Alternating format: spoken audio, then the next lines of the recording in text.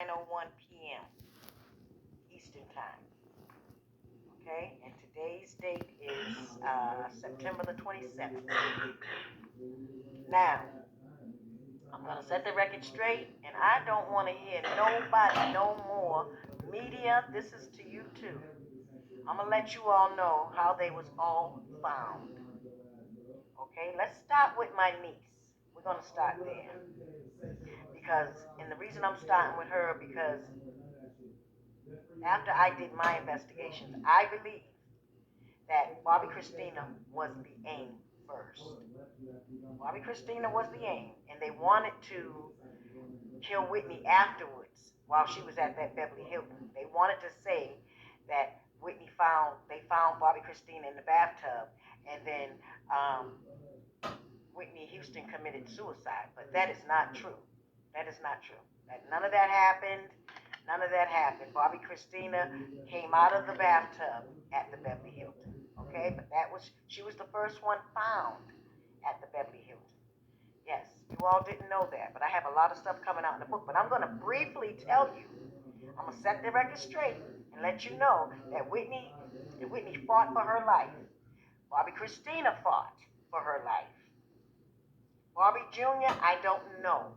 I don't know if he fought too hard, because I think he was just tricked.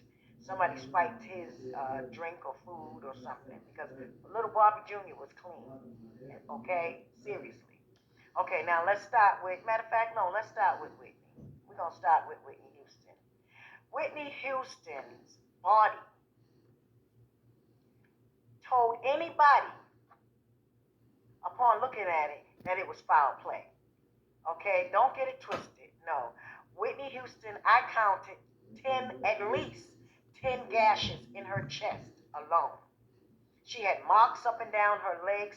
Her fingernails were chipped. Her face was busted out. It was blown up. Yes, as if somebody was punching her in the face. Whitney Houston fought for her life. Yes, she did. Excuse me, let me have a drink of water. Whitney fought for her life. Whitney had skin taken off her back. There was so many things wrong with Whitney's body. I mean, it told anybody. And like I said, her security, Ray, told me that room, Whitney's room, looked like a tornado hit it.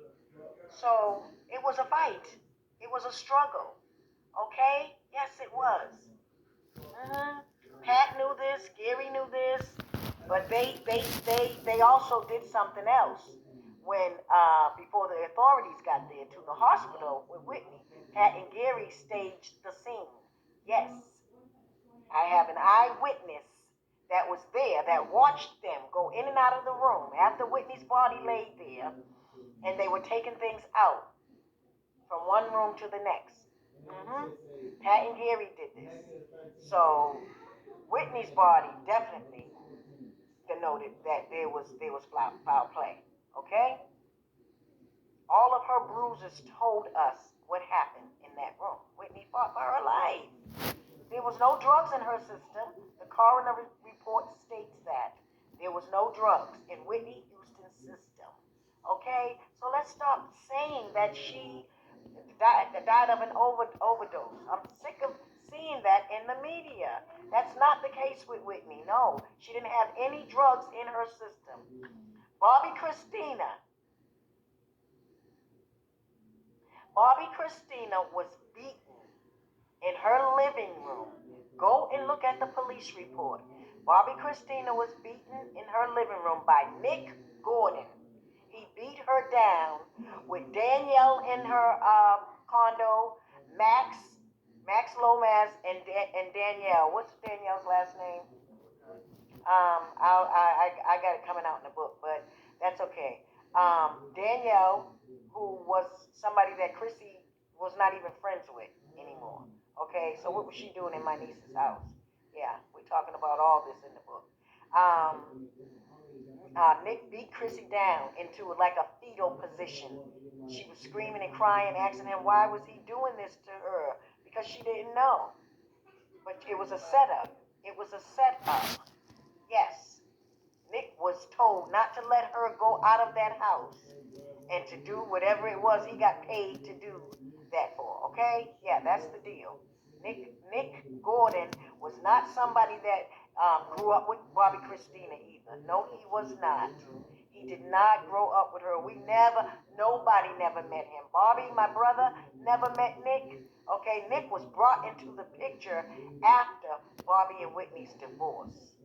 Okay, so basically right before Whitney was murdered, Nick was brought into the picture. Okay, and if you ask me who would bring him in, I would tell you Pat Houston. Yes, she set everything up. Okay, we're gonna talk today. We're gonna talk. I'm gonna talk to you because it's obvious that Pat brought him in.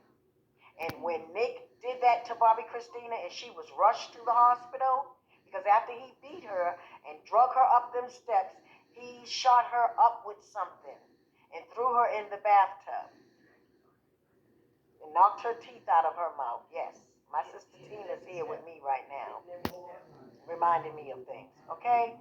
So, yes, Nick did all that.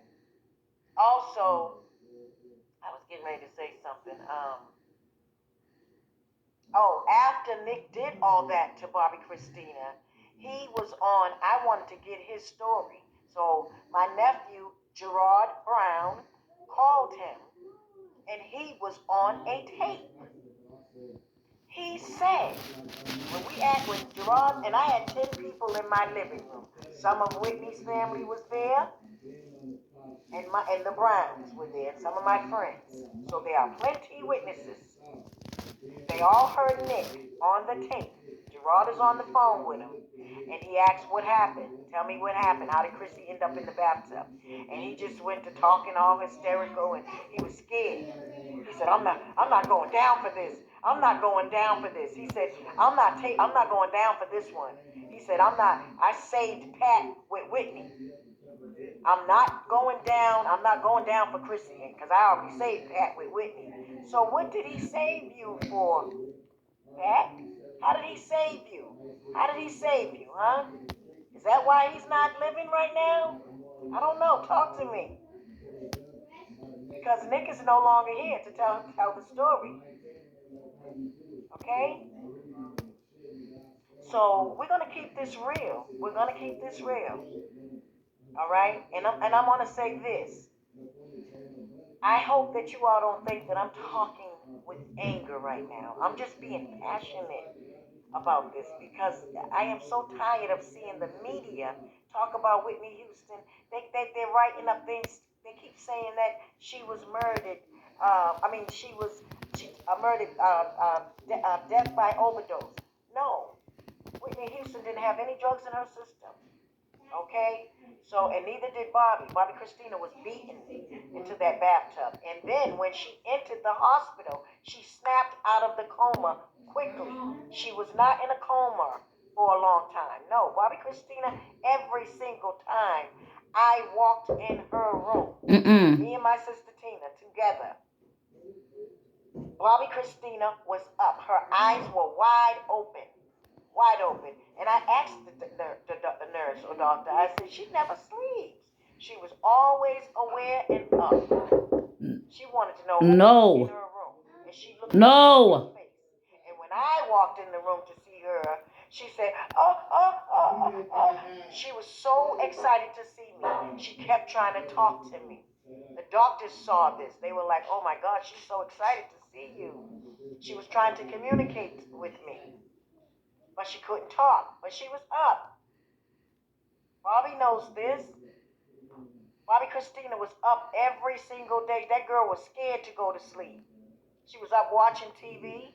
Bobbi would sometimes come to her room and feed her popsicles okay? So let's get out of that. Y'all, you got that idea in your head that my niece was in a coma and she was not aware and she was unresponsive. And yes, she was like that, of course, in the beginning. But she came out of that. Bobbi Kristina was strong.